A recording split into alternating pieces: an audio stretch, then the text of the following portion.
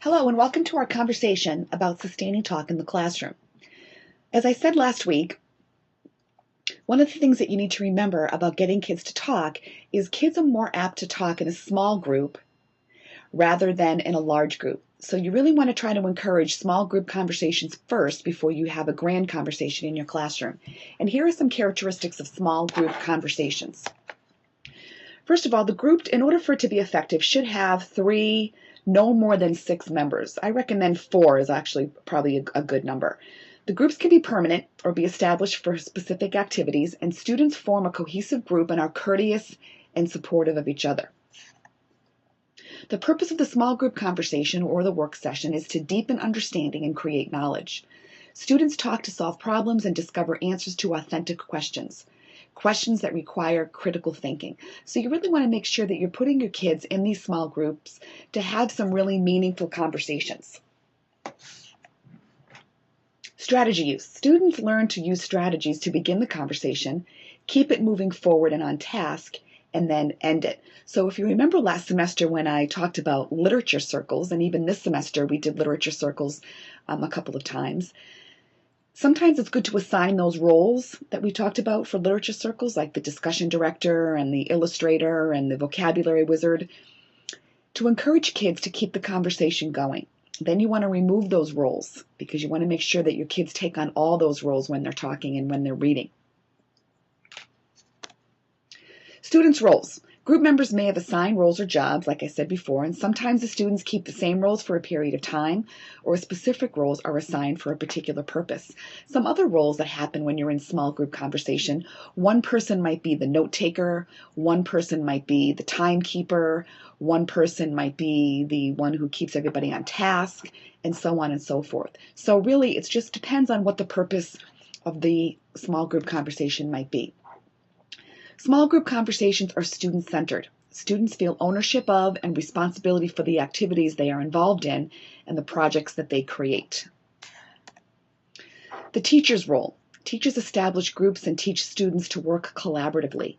They clearly define the purpose of the group work and outline the activities that need to be completed. So the teacher is really there as the facilitator, making sure that kids stay on task, making sure that kids are doing what they're supposed to be doing, sort of walking around from group to group to see if anybody needs any help. But really, the whole job should be focused on the kids.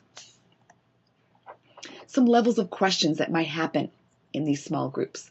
We have those literal or on-the-page questions, and we talked about this last semester when we talked about literature circles. Those literal questions are factual. The answers to these questions are stated explicitly in the text. Students answer these questions with yes or no, or with a few words taken directly from the text. Like, for example, who is the main character in the story is a literal question. Those inferential or between-the-line questions.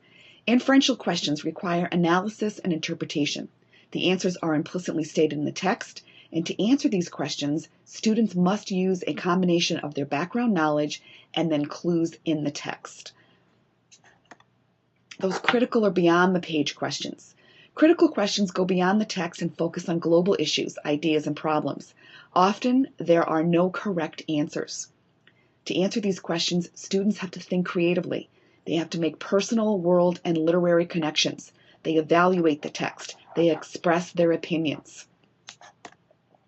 And so some strategies that we might consider, again, when we're talking about sustaining talk in the classroom have to do with conversations, retelling stories, asking questions, and then some dramatic activities. And so again, we might encourage kids to take turns talking. Everybody has to have a chance to talk. One thing that I've seen in small group conversations is everybody gets 2 pennies. And every time that you talk in the group, you put a penny in the circle. And once you've added your 2 cents, then you cannot talk anymore until everybody has had a chance to talk. You want to encourage kids to share their ideas and also offer their opinions and suggestions. When they're retelling stories, you want to make sure that they're organized in the way that they retell, that they're able to visualize the story, that they identify the big ideas in the story, and also that they're summarizing in a very clear and concise manner. You want them to ask those literal, inferential, and critical questions, and you want them to evaluate what it is that they're reading. And then, of course, you want them to activate prior knowledge, elaborate on their ideas, and respond to nonverbal cues, as well as monitoring and self-monitoring their own process. So that's my whole conversation about that whole idea of sustaining talk in the classroom. So when you come to class next time, bring all your stuff, quote unquote stuff, and we will talk about how to generate a lesson based on sustaining talk in the classroom. Thanks for listening, and I'll see you next time.